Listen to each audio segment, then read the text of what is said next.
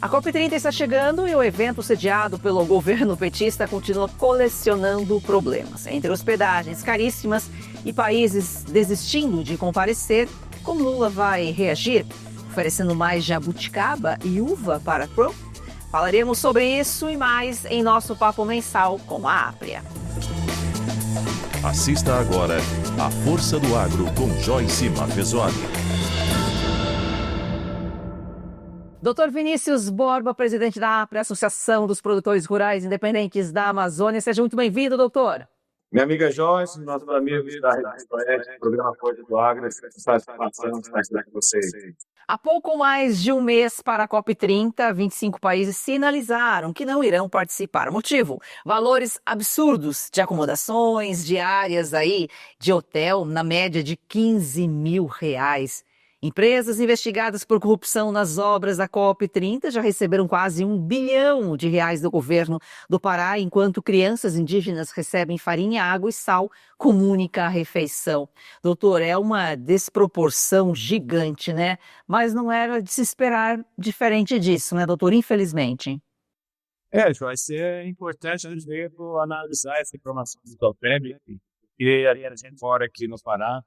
A gente fica um pouco preocupado pelo seguinte: primeiro, 80%, segundo o levantamento, 89% da rede hoteleira em Piperlene é licitada por empresas internacionais.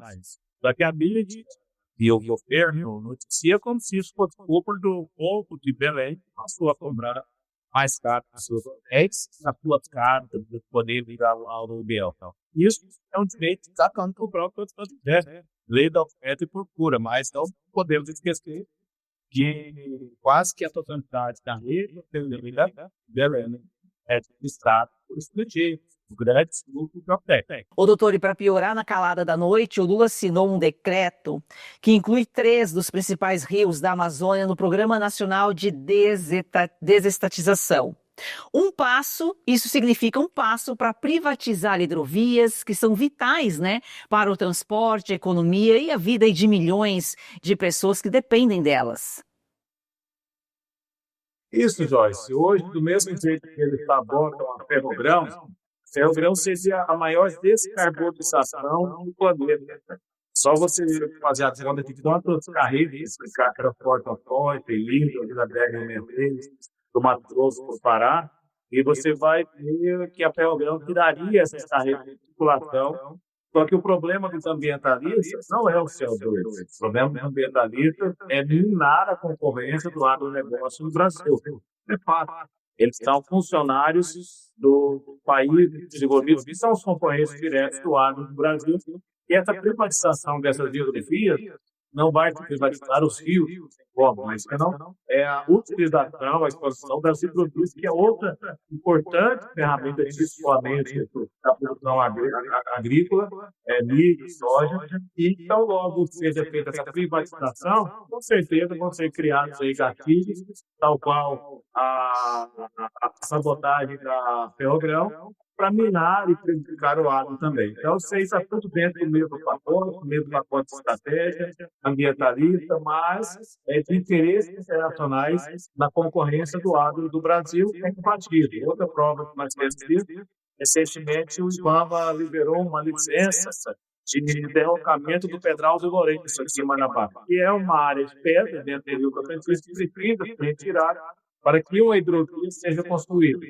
O IBAMA autorizou, emitiu a licença, e aí o ICMBio vem criando, por coincidência direcional, unidades de conservação ambiental nessa mesma região, justamente para impedir essa nova hidrovia.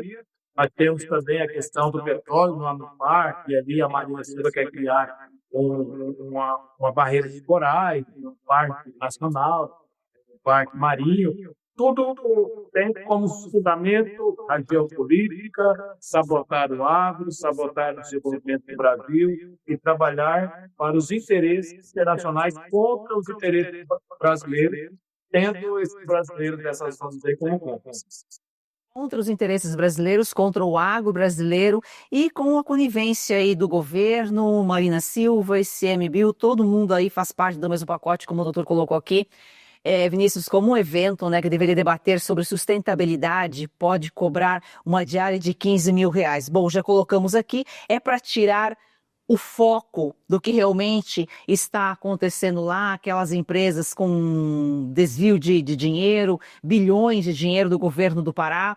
E esse dinheiro, a pergunta que todo mundo se faz, mas a gente não sei se sabe a resposta ou não, ou se é muito óbvio, para onde vai esse dinheiro, hein? Joyce, para ninguém falar que vem aqui fazendo fake news, tinha que entender recentemente que é questão de andar nas obras da COP30. Em sua grande maioria são obras faraônicas, obras de endividamento, como o Parque da Cidade lá, que foi gasto aí 300 milhões, o aeroporto está para fazer uma maquiagem. Então, são obras faraônicas, obras superficiais que apresentam ali um embelezamento da cidade, uma pseudo-melhoria para a cidade, mas quando você anda na entrância de Belém, você se separa de um esgoto a céu aberto, uma população extremamente esquecida, está sendo construída lá com o recurso da COP, uma rede de esgoto, às pressas, de forma tão atabalhoada que essa rede de esgoto que está tirando o esgoto do centro de Belém vai ser jogado no bairro da periferia, sem nenhum tratamento, não um trabalho de chão. Infelizmente, no Brasil, aqui não está acusando ninguém, mas a própria PCU, a Polícia Federal, o Ministério Público Federal, o STF, tem noticiado isso.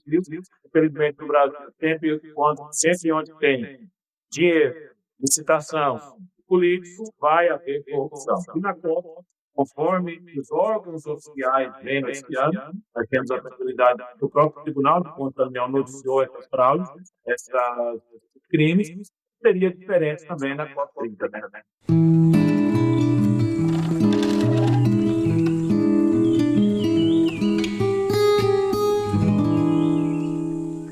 Da porteira para dentro com Frederico Dávila. Daqui a pouquinho a gente volta a esse assunto. Sempre um prazer aqui, conhecendo um pouco mais o dia a dia do produtor. Obrigado, Joyce. Obrigado a você que nos prestigia toda terça-feira aqui no A Força do Agro. Estamos aí no período de vazio sanitário, terminando, né? Que é esse período entre safra. Vários estados, Paraná, Santa Catarina, Mato Grosso do Sul, vários estados estão encerrando esse período. É quando os produtores dão início à semeadura da soja. Mas será uma safra desafiadora, Frederico, com custos aí elevados e futuros preços baixos. Acabou o vazio, que é o período que não pode produzir, mas, no entanto, falta chuva. Não está ajudando, a natureza não está ajudando o produtor nesse momento. Joyce, o vazio sanitário, para quem não sabe, é aquele período que você não pode cultivar determinada lavoura naquele período por conta justamente de condições sanitárias, né? E agora nós temos aqui na região centro-oeste e na região sudeste, e no sul também, no estado do Paraná principalmente, a abertura do vazio sanitário a partir do início de setembro, algumas regiões, que nem o Paraná, você tem a região mais quente ali na divisa com o Paraguai, começa mais cedo, no dia 1º de setembro, e você tem na região centro-sul e região dos Campos Gerais do Paraná, que começa dia 15 de setembro. Isso se estende praticamente por todo o Brasil, de acordo com as condições edafoclimáticas de cada região, de cada estado. E justamente ela pretende, né, Joyce, não criar uma ponte verde para as pragas e doenças que acometem a cultura da soja e outras culturas também, mas nesse caso nós estamos falando do vazio sanitário da soja. E a grande temática, né, da abertura do vazio sanitário, é justamente aonde o produtor pode começar a implementar a nova safra, começar a plantar a nova safra de soja no seu estado, na sua região. E, consequentemente, ele precisa disso, para fazer isto, ele precisa justamente de condições de umidade adequadas para começar o seu plantio. Atualmente aí a gente tem só algumas regiões irrigadas e algumas poucas regiões que receberam algumas chuvas que já começaram o plantio. Você falou aqui de pragas, doenças nesse período aí de vazio sanitário. A gente sabe que a ferrugem asiática, né, é um dos principais problemas da soja. E esse período aí, como que ele é importante para combater esse tipo de doença? Porque a planta guaxa, ou seja, aquela planta que fica que ela sobrevive após as condições ideais, né, que você coloca ali na janela de semeadura correta. Quando a gente fala planta guaxa, é aquela que germinou involuntariamente, uma semente que caiu ali das perdas de colheita, que são normais, aí em torno de 0,5%, você tem aí uma parte da cultura que fica no chão.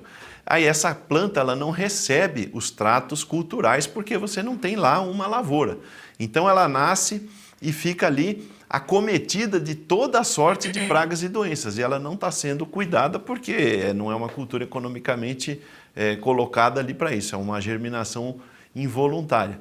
E se você deixa essa planta guaxa seguir o ritmo da sua vida vegetal, você está fazendo dela um hospedeiro para todas aquelas pragas e doenças que vão acometer a lavoura seguinte, né? Então você cria a chamada ponte verde que você transmite, você usa aquela planta involuntária que ficou lá no campo como uma ponte para a próxima cultura. Por isso que é importante o manejo pós-colheita, ou seja, não deixar nenhuma planta da cultura anterior entrar no período de vazio sanitário, justamente para não conduzir, você não criar justamente essa transição entre pragas e doenças da cultura anterior para a próxima safra. No caso das regiões temperadas, como Estados Unidos, Europa, etc.,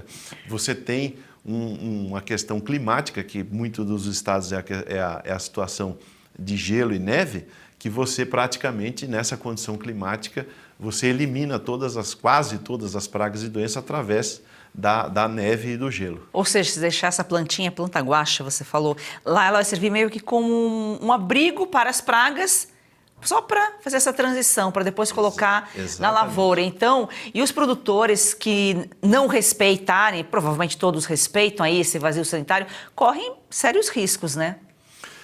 Com certeza. E não só os produtores, mas também às vezes você tem um produtor que é menos zeloso, menos caprichoso ao lado de um outro que é mais atencioso, e ele pode comprometer não só o seu vizinho, mas toda uma micro-região ao seu entorno, dependendo do tamanho da lavoura que ele tem e de quanto ele deixa essa planta guaxa evoluir.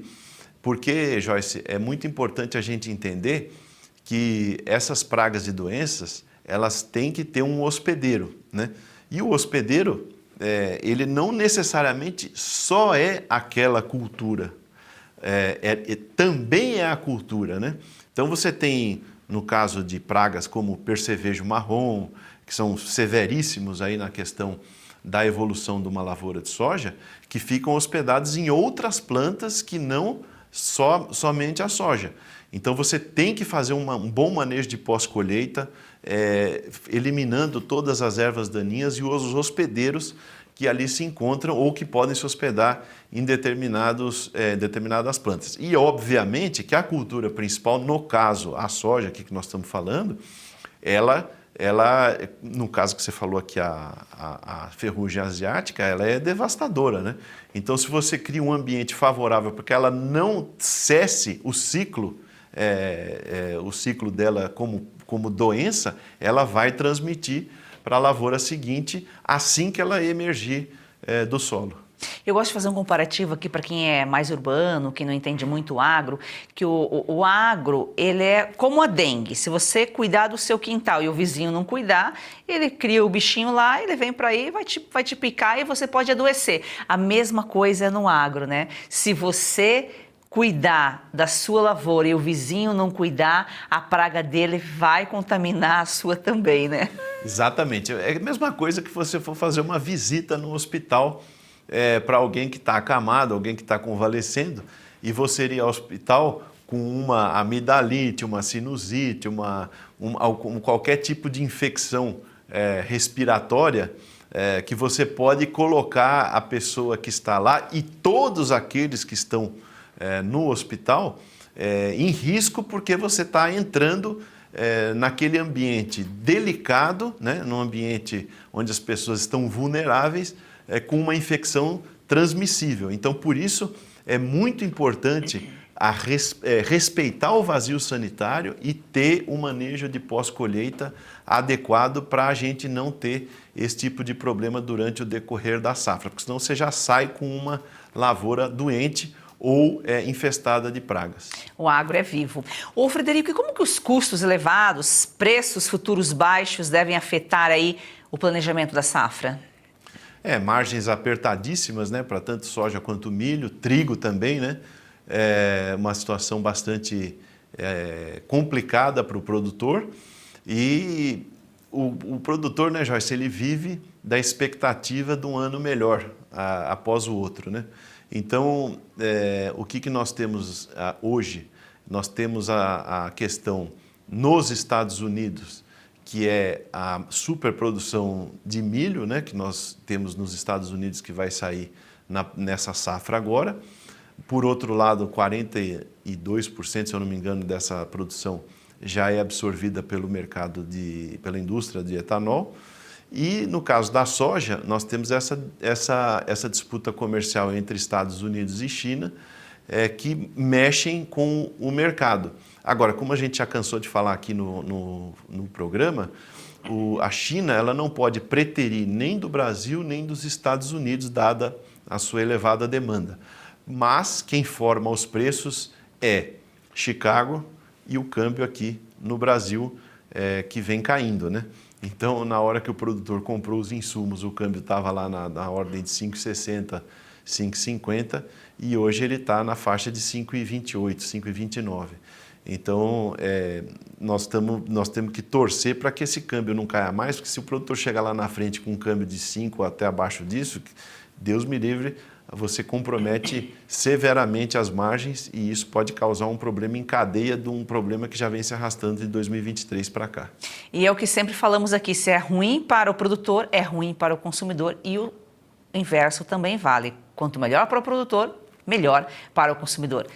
Frederico, muito obrigado aqui pelas suas informações. Obrigado a você, Joyce, obrigado a você que está toda terça-feira aqui conosco, conhecendo da porteira para dentro.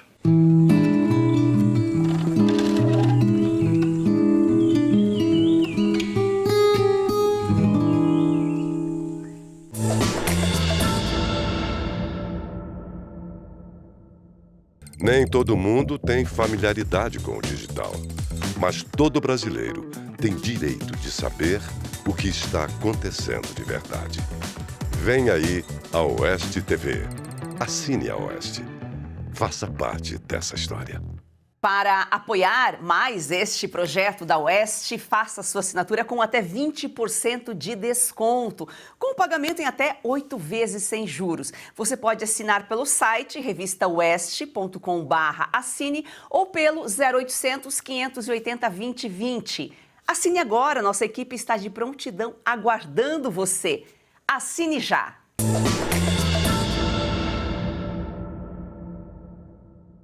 Diante de todos os problemas que a gente tem, né, retratado aqui, a COP30 ela se tornou uma fachada para encher os bolsos de empresários e políticos aliados, mas a gente já não sabe se, é aquela coisa, né, dizem que é a ocasião que faz o ladrão, a gente não sabe se a COP já veio para cá para distribuir esse dinheiro todo, né, para promover ainda mais a corrupção, ou também o que há de interesse por trás, né, porque a gente sabe que são organismos internacionais e para eles ali aquela região amazônica, o Pará, e justamente essa pobreza do Pará é de interesse deles, né, quanto pior, melhor, né, para essas ONGs, para essas empresas.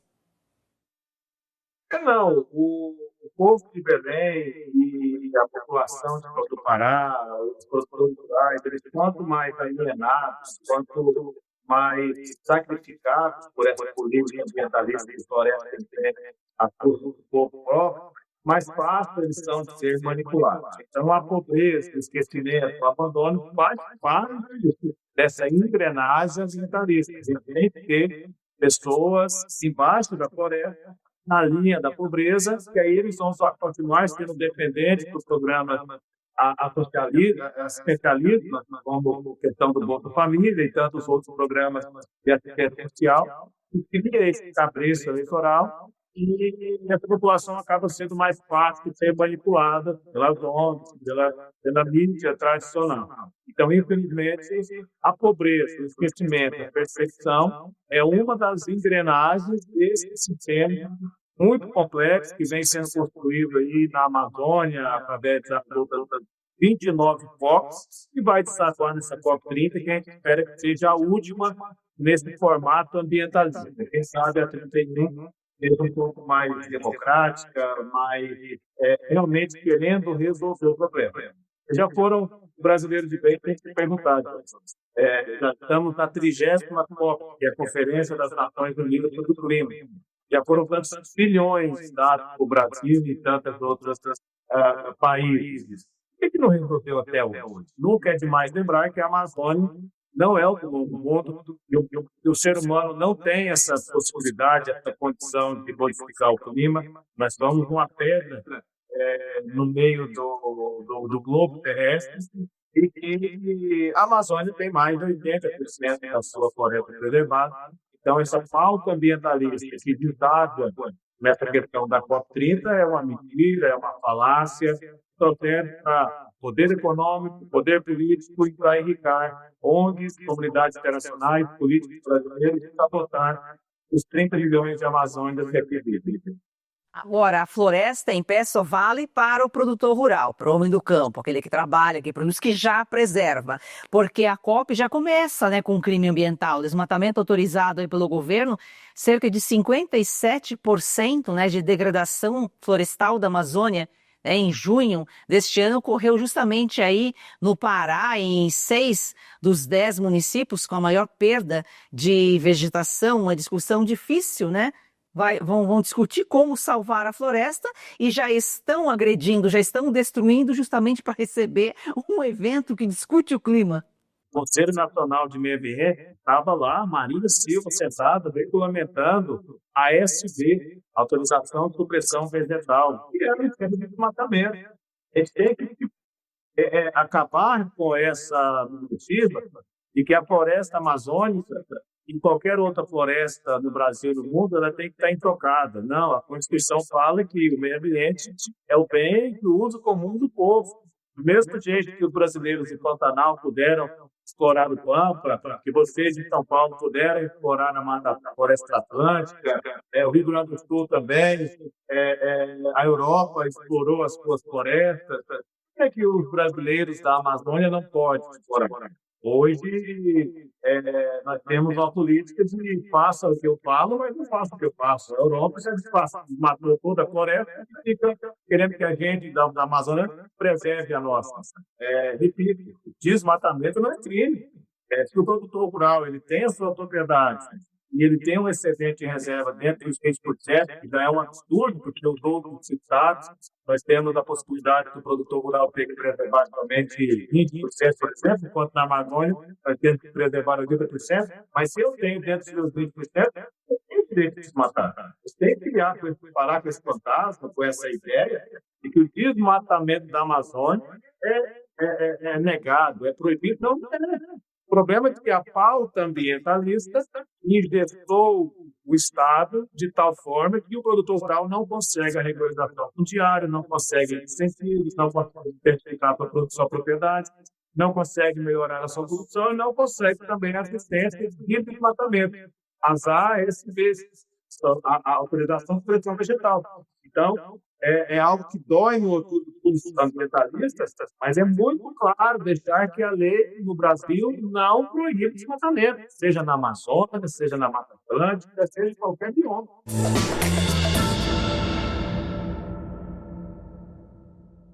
Pausa rápida aqui no programa para um alerta importante. Se você sente dores constantes nas articulações, nos joelhos, nas costas ou nas mãos, atenção! Não é normal conviver com dor todos os dias. E por mais que digam que é coisa de idade, isso não é verdade. A dor mostra que seu corpo está pedindo ajuda e hoje você pode fazer algo para ele, não é mesmo, César? É isso aí, Caute. Tem muita gente que já nem lembra como era viver com disposição. Acorda cansado, dorme mal, evita sair de casa porque tudo incomoda. E pensando nisso, a Vitae Gold desenvolveu o Vitae 7 em 1, que é um suplemento natural que reúne os 7 compostos mais eficazes no combate às dores e inflamações, todos com comprovação científica, Caute. É isso aí, olha só, vamos dar uma olhada aqui nessa cápsula onde tem magnésio, cúrcuma, colágeno tipo 2 e outros ativos que trabalham juntos e eles ajudam a desinflamar, a proteger as articulações e reconstruir as cartilagens. Uma fórmula pensada para quem quer mais mobilidade, mais conforto e mais qualidade de vida. E você sabe como é, né? Quando a dor começa a diminuir, o corpo responde, a disposição volta, o sono melhora, a energia aparece. Não é milagre, é ciência, é constância, é cuidado com você. Ligue agora para 0800 291 2200, vou repetir, 0800 291 2200, 100 primeiros que ligarem garante 70% de desconto, frete grátis para todo o Brasil e parcelamento em até 12 vezes sem juros, Cauti. E ainda tem um presente, ligando agora você leva um relógio inteligente de brinde, isso mesmo, um relógio com monitoramento de saúde, batimentos cardíacos, qualidade do sono e outras funções para acompanhar o seu bem-estar no seu dia a dia.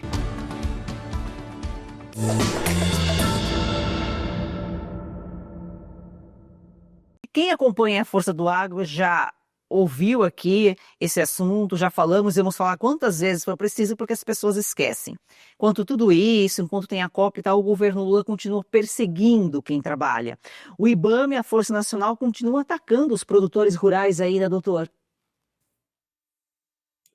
Isso, Joyce. Eles atacam, destroem, apreendem, com a alegação de que ou são terras indígenas, ou são unidades de conservação ambiental, ou são embargos. Outra reflexão que eu faço com você, brasileiro de bem, brasileiro que não foi contaminado. Só na Amazônia que tem terra indígena ocupada? Só na Amazônia que tem unidade de conservação ambiental ocupada? Só na Amazônia que tem embargo ambiental descumprido? Por que essas operações de destruição, de queima de casas, de corte de curral, de desintrusão de pessoas para casa, só acontece aqui? Reflitam sobre isso. A resposta é muito simples. É que eles precisam desses números para matar na Copa. Eles precisam chegar lá para passar o recibo para quem dá o dinheiro para essa pauta ambientalista. E como a Copa está chegando, não dá tempo. Eles tomaram cuidado de dar uma olhadinha na Constituição Federal, que fala que o devido processo legal existe. E o seu artigo 5º fala que ninguém será privado dos seus direitos, dos seus bens, sem um devido processo legal. Não dá tempo. Não dá tempo de analisar o direito das pessoas. Porque ele precisa do vídeo lacrador de uma casa pegando fogo, de um curral queimando. Mas esse mesmo fiscal, esse mesmo IBAMA, essa mesma FUNAI, ao não tomar as mesmas atitudes fora da Amazônia, eles não estariam prevaricando. Nós vamos continuar aqui trazendo informações, trazendo a verdade, mostrando a Amazônia, o que acontece de fato para o Brasil. Muito obrigada pelas suas informações aqui. Gostaria que a gente trouxesse um tema mais leve, um programa mais agradável, boas notícias aí do Pará, mas está difícil. Quem sabe a gente chega lá, né? De tanto bater, trazer a realidade, quem sabe a gente consegue ser um grãozinho aí, mexer em alguma coisa e quem sabe um dia a gente traz esse programa inverso com boas notícias. Se Deus quiser, Joyce, né? E você vai ser uma peça fundamental nessa chave. Mas hoje, infelizmente, principalmente com a aproximação da COP30, a gente tem sentido aqui que está vivendo uma câmara de gás. A gente está sendo focado e, igual a mim, tem mais 30 milhões de pessoas, homens, mulheres, muitos deles que vieram para cá na década de 60, 70, atendendo ao entregar, atendendo chamados do governo. E hoje a verdade é essa. A Amazônia, para a gente brasileiro que mora aqui, esses 30 milhões, tem se tornado uma câmara de gás verde, como o meu amigo Marcelo aqui gosta de falar. A gente tem sido focado, nós estamos beirando a extinção. esses Amazonas. Parece que o que se decidiu é que a gente aqui é descartado, não precisa mais da gente, que a Constituição para a gente não vale, e querem ocupar a Amazônia e entregar tal qual a música antiga aí, que já foi vendida a Amazônia, que só falta agora tirar a gente aqui para entregar a chave. 30 milhões de amazônidas que só querem trabalhar, só querem viver em paz. Gratidão a você que nos acompanha aqui de segunda a sexta-feira. A Força do Agro, o melhor do Brasil, começa no campo.